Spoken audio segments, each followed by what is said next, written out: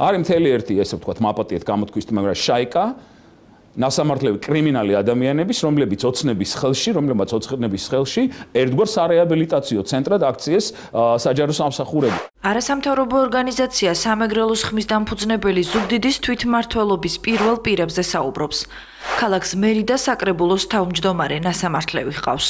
ზუგდიდის მერი ირაკლი გოგოხია 2010 წელს თაღლითობისა და ყალბი დოკუმენტების დამზადების ბრალდებით 180 და 200 მუხლებით გაასამართლეს.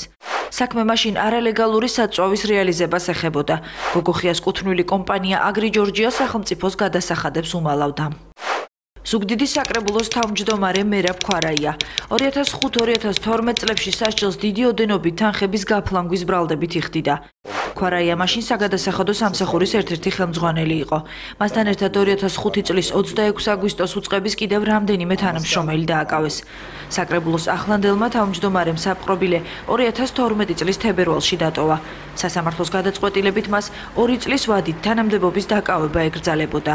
თანამდებობებზე არ დაენიშნონ ის პირები, რომელთაც შერაც არ აქვს ნასამართლობამ მოხსნილი და კანონი უზღუდავს მათ ამის უფლებას. სწორედ საერთაშორისო გამჭვირვალობა საქართველოს ანგარიშმა აჩვენა, რომ 2013 წლის იანვარში ზუგდიდის გამგებლის მოადგილედ დანიშნულ მერაბ ქვარაიას ამ პოსტზე მუშაობას კანონი უგრძალავდა.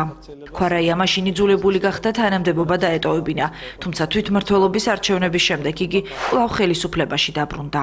ძალიან ბევრი იყო აი შეკერილი, ესე ვთქვათ, შეთითხნილი ბრალდებები. ზემოთ ჩამოთვლილი კონკრეტული кейსების გარდა ზუგდიდის მერიაში კიდევ 2 ყოფილი ბრალდებული ვიპოვეთ.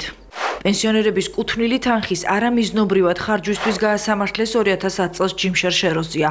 ლიბერთი ბანკის ზუგდიდის ფილიალის მმართველს მაშინ ბრალი 300,000 ლარის გაფლანგვისთვის წაუყენეს.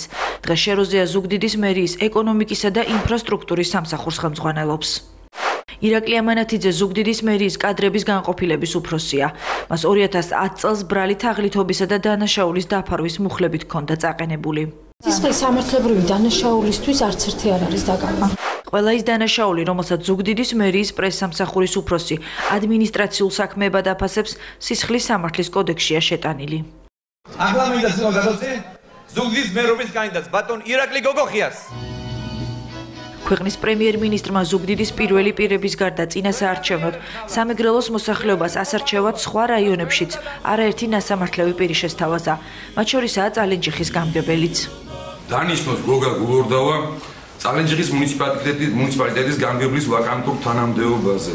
გოგა გულორდავა 2007 წელს დიდი ოდენობით ქრთამის აღებისთვის დააკავეს.